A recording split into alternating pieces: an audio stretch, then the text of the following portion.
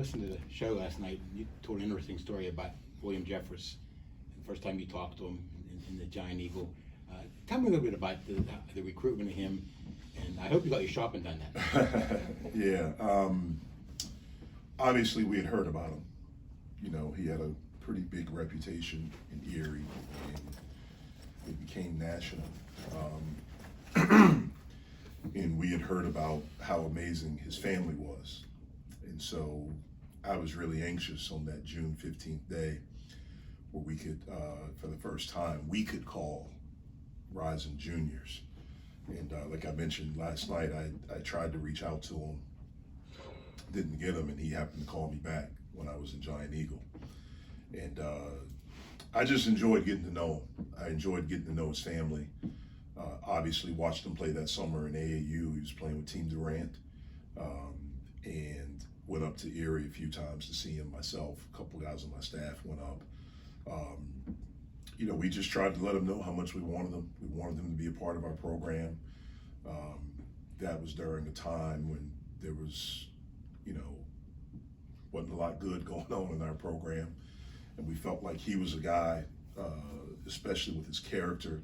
I thought he, you know, would be a good player. I thought he'd be a really good piece.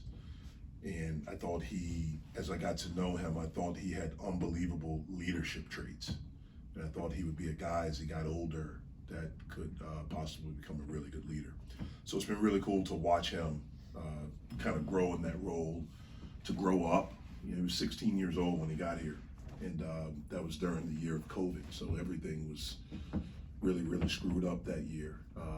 But it's been really cool to watch him grow and mature and grow up. It was encouraging for you, I guess, when he said he wanted to stay after the 22 season. Yeah, it was. I mean, like I mentioned last night, I didn't know. I wanted some guys to leave. I didn't want him to leave. And, you know, how I approached all of those meetings, you know, because again, during the season, you start to hear things. You know, it just always happens. And my first question with him and every guy is, what are you thinking? What are you going to do? You know, for him, he asked me questions first, just about how I was doing, what I was feeling, just about everything, how I was doing with everything that was going on.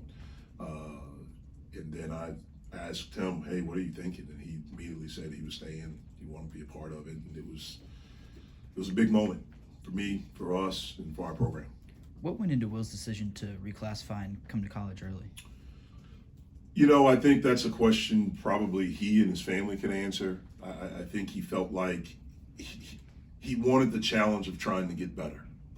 And, you know, I think maybe he felt like he couldn't get that in high school anymore, especially where he was, the level of competition and things like that. I think he wanted a chance to get better. It just stinks that first year was the COVID year. And we didn't really get a chance to work with those, we didn't get a chance to work with those guys at all that summer. It's a lot I don't remember about that year. I don't even remember when we got back, when we could start doing stuff with them, when we could. It was mad. I mean, it was just a weird time in life for everyone. But I think that's what went into it. Have you noticed that about Will, kind of as long as you've known him, that he's always looking for kind of the next bigger challenge to tackle? Yeah. I mean, he's a really smart kid. He challenges himself academically. I mean, he's basically a graduate now. He graduated in December. He wants to walk in the spring. He does challenge himself. You know, he thinks he's a deep thinker, and he's a guy that's really learning how to he's found his voice. You know, one of the things I remember talking to his dad about was he wanted Will to grow into, his dad was the one that had to set up all of his workouts, all of his stuff. In order for him to make the jump as a player, he had to grow into that. He had to be the one to do that. He had to take ownership of it. And it's been cool to watch that happen. Jeff, since the last time we spoke with you, obviously Michael departed from the program. Any thoughts or information on Nope, leaving? just what we put out, the personal reasons. That's it. What was Will like? You know, seeing him work through last year. You know, I got to talk to him at the ACC tournament, and when you guys were in Greensboro a second time. It's just about seeing him as a coach fight through that. Yeah, first and foremost, I felt really bad for him because I thought he had really, really worked that summer, and we had a scrimmage that summer against some of the former players. It was a really, really cool thing. They were in town, and we did a thing with some donors, and I had seen it in workouts, but seeing him against those guys, the older guys, like you saw, like the strength. His balance was better. He wasn't falling all over the place. And so you could see it coming on, like the light had switched. And it made that even harder when he got hurt. I felt so bad for him because, again, like I talked about, he had taken ownership of his workouts, of his body, he'd really dedicated himself. And so it was a blow. It was a blow to him personally. It was a blow to us. And then after, I think, a little bit of time of him feeling bad and feeling sorry for himself, then it became the challenge again. Okay, now let's get back. First, it was to get the information. And he did try to come back. I don't remember exactly when it was, but he came back and he tried to practice. And it was pretty obvious that that toe had not healed. And that's when we realized we got another look at it and realized he needed to have the surgery and he would be out. And he was away from us for a little bit because his rehab stuff happened around our practice time. And then there were times early where he didn't travel with us. But as he started to get himself healthier, where he didn't have to be on the crutches all the time, then he was with us all the time. He got a chance to experience that group, the closeness, the toughness, the camaraderie. And he was a big part of it. The way, just how smart he is, what a great teammate he is, how encouraging he is. He was a big part of that. Do you remember if Nike was any of an asset to him? Because that's what he went through the year before. Yeah, he was. And that's one of the things that I talked to Nike about. Like, he's going through what you just went through, and so be there for him and help him. And so I do think Nike was a guy that tried to encourage him. And, when you're going through that, I didn't have to go through that when I was in college, an injury where you're out. It happened to me a little bit later, after college. I can't imagine how difficult that would be to miss a season when it's something that you love to do, and just the mental hurdles that you have to go through. I hear about it all the time. You hear guys talk about, how difficult it is. And so I think it really helped Will to have Nike there to, be a sounding board. It helped him to have us. It helped him to have his family. They were still very present. They still came to all the games. So I think all those things were important. At this level, is it hard to get someone to love playing defense in the world where, points rules? It's hard on every level now. Look at the scoring in the NBA. Yeah, it is. I mean, to get it's the game. All people want to talk about is the sexy stuff, like the scoring, the handling, the dunks, the passes, and things like that. That's what gets you guys talking. That's what gets social media talking. That's what gets Sports Center or all of those things. Very seldom do you see, somebody that's praised for being gritty, for being tough, for defending, for, all of those things. And so getting guys to understand the importance of it is somewhat of a challenge. And getting guys to understand the importance of a role, that could be sometimes a big challenge. Notre Dame plays good defense, They right? played really, really good defense, elite defense. They're together, they're connected, they're very physical. Coach Shrewsbury is a really, really good coach. And so they game plan, for each game. They're very good defensively. Jeff, you guys have gone 3-1 since that tough loss here against Syracuse. What do you attribute that upward trajectory to? Well, I think going on the road at that time was really good for us, just because of the closeness. When you're on the road, you're always together. You're not going to class. You're not, when you leave practice, everyone is going to their separate, different places. Not that our guys spend a lot of time together here, but when you're on the road, like that's all you're doing. So I think that was important. And then I think just understanding how hard we have to play, how hard we have to compete, the things that are necessary to win that you have to do. We did those the first 2 games, and then we did it the last 9.5 minutes of Miami. We had dug ourselves such a big hole that we weren't able to get out of it. I think we did it against Wake Forest. One of the things that was encouraging in the first half, we didn't make shots. I thought we played pretty good defense. I thought they made some really tough shots at times. My message to them at halftime was simply, look, I think you're playing hard, but it requires more. You have to play harder. I think we're trying to be physical, but it requires more. We have to be more physical.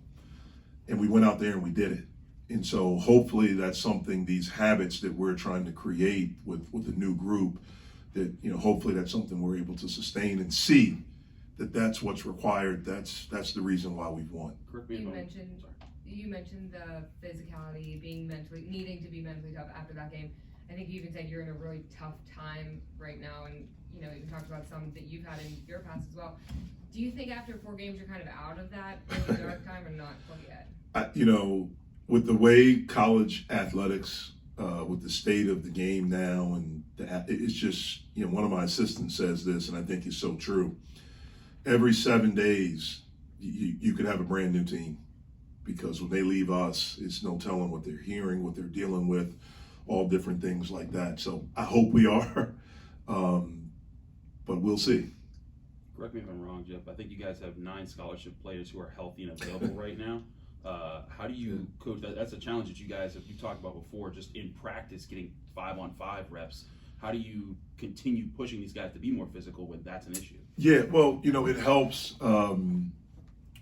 We have, I think 10? You have 10. Yeah, 10, because MJ Right. is redshirting, but he's able to play. Okay. Yeah, the other 2 are hurt, so Right. they're not. KJ is unbelievable in practice, so he's able to help us. I personally don't think it hurts us that much this time of year. If it were earlier in the year when we first started, normally when you get to this point of the season, our practices are not long. Like, they are about 45 minutes to 60 minutes. That's it. We try to get in, go over game plan, offensively and defensively, what we want to do. I'm talking about the on-the-court stuff. If we want to put something else in or tweak something that we do, but that's really it. So I don't think it's a big deal right now. What improvements? Go ahead. Well, you use the 3-guard lineup on Wednesday night, maybe more, I think, probably than any game this season. Do you go into games, with an idea of like, okay, we'd like to use it at this point, or I'm going to hold up until this point? Is there a strategy in it with load management, minutes, that kind of thing? No, we don't deal with load management here. I don't have a GM or all these doctors telling me my guys can't play like they do in the pros. I coach off a feel. That's what I do. I go into every game now, if I'm not starting Ish, knowing I got to get him in there quick. That's the only thing I think of. And then for me, I've always done this, it's on feel. There have been times in the past I've seen a guy in walkthrough and shoot around, and he just looks like he's ready to go, and I may throw him in there and give him a chance. So for me, it's always off the field. What improvements have you seen Ish and Zach make, particularly since the start of conference play? They're now halfway through ACC schedule at the high major level. Well, I think Ish, number one, I think both of them. I think the biggest thing for both of them is understanding how hard you have to play, what's required as far as mental and physical preparation every day, the attention to detail every day when you move up levels. For Ish, it was probably 1 level. Atlanta 10's a really good conference. For Zach, it was probably a couple levels. And so the discipline that you have, that you have to have, the games are coming a little bit more frequent. For the most part, we've been Saturday, Tuesday. It helps us, me, when it's Saturday, Wednesday. but I just think those things, just understanding, all of those things. I knew that at some point they would hit a wall. Most players, especially young players, or if you move up a level, you hit a wall at some point. I think they're starting to crawl over that wall right now. I think Ish has gotten in better shape since he missed time with the injury. He only missed one game, but he missed a lot of practice time. The practices before the Louisville game, and then the practices afterwards. And so I think he's able to play in longer bursts now. When we first got back, that was my thing. I wanted to play him in like 2-3 minute bursts because he got tired pretty quickly.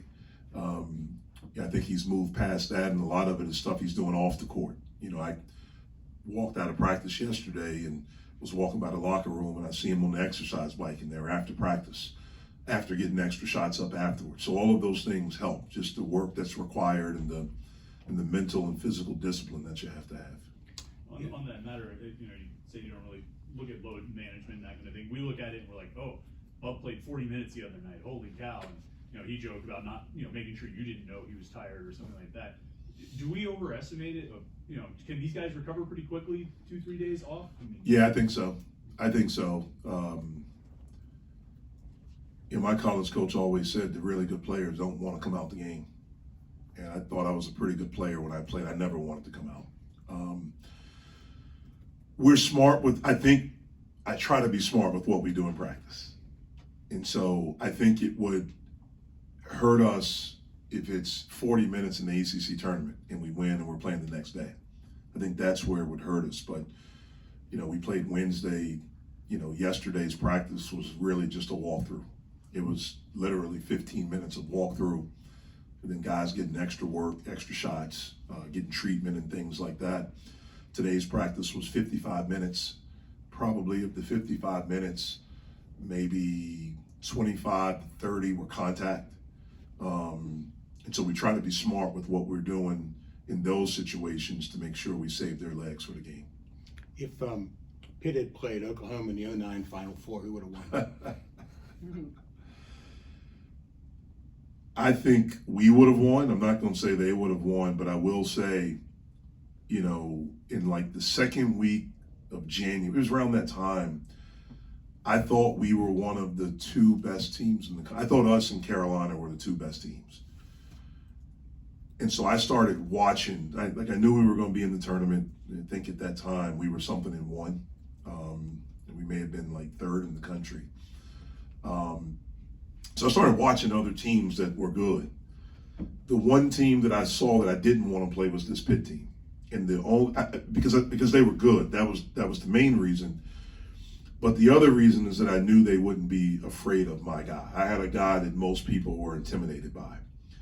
And when I watched them, and I knew DeJuan, because I actually tried to recruit him before I realized he lived right around the corner from Pitt. I called him a couple times. But just when I just saw the toughness, and I knew they wouldn't be intimidated. And so that was the team I didn't want to see. Unfortunately, neither one of us got a chance to be in that position. For us, I thought the thing that hurt our team in 2009 was Blake Griffin got a concussion in the Texas game. And we were 25-1. If we won that night, we would have been one in the country because Carolina had just gotten beat.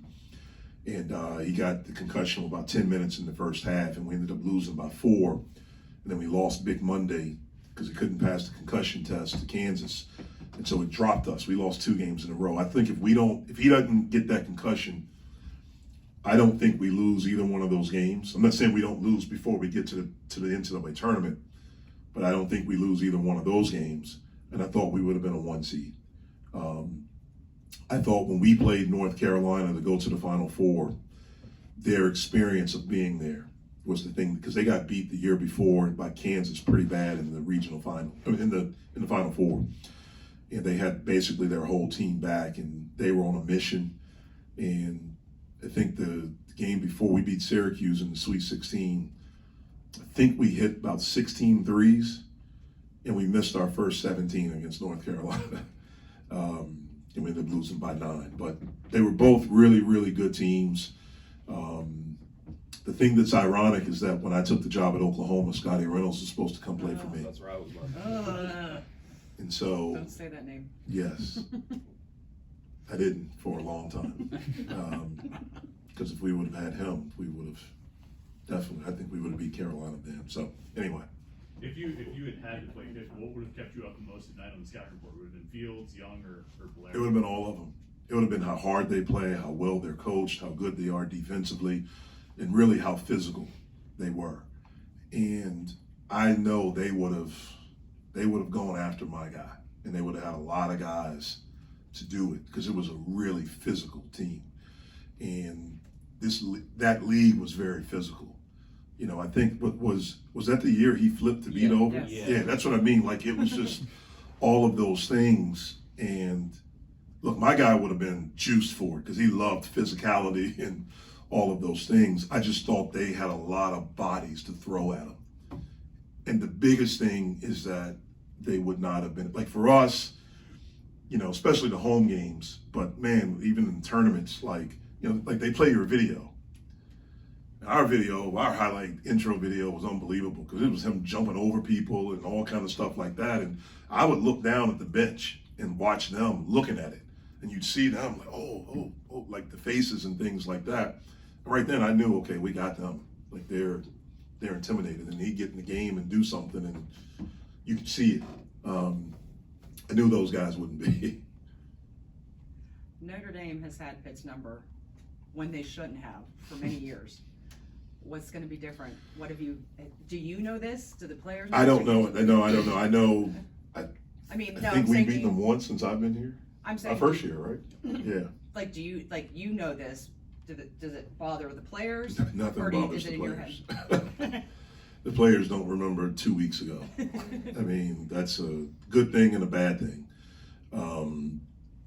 I just know from my time here, I don't know anything else, you know, prior, you know, to me getting here. Like I said, I think our first year we beat them. I think it was senior night. I know we haven't since. Look, they're good. I think they're better than their record. They're very physical. They have an elite guard in Burton. Micah's son is really, really good. He can shoot the heck out of the basketball. Again, Zona can shoot it. I mean, they're good. They take a lot of threes, and they're really good defensively. So we know we're going to be in for a fight. Our guys know that. They know that we're going to be in for a fight, and we're going to play against a team that's well coached, that's physical, that's disciplined, and that's really good defensively. Now that you've had time to go back over the film, how did you assess how Fetty, you know, took on Efton Reed, you know, just throughout the game? You know, Will came in and eventually finished the job, but how did you see him take that? I thought he did some good things when he played with the necessary physicality and discipline to guard it. I mean, he's a talented kid. Efton is, and it requires a level of physicality and discipline. One of the things for us, and again, you know, we were saying like them going to him, Efton, as much as they did. That's not what they do. So I thought that maybe took them a little bit out of their rhythm of what they were doing. And one of the biggest things, they were averaging in conference play 10 made threes. They only had 6. And so for us, you know, we didn't want to double as much because we were really trying to keep them off the 3-point line. And so it was like a double-edged thing, like him scoring. I was upset by it and things, but it's like, okay, well, it's not threes. It is breaking their rhythm a little bit of what they do offensively. But I thought he did some good things against them. How does he get to be more consistent? Who's that? Federico? Yeah. Yeah. He's the discipline and the physicality that's necessary. Like he's got to do that on a consistent basis. We need him. When he's at his best, then I think we go up a level. Because he has the ability defensively to help change games. You know, when he plays with that discipline, the physicality, the alertness, you know, he's a guy that can single cover. He's shown that he can single coverage guys. He's been really good in ball screen defense. You know, he's erasing mistakes. you know, with blocking shots or being over and help. He's active, you know, and all those things like that. It's just, you know, getting him to get back on a consistent basis of doing that.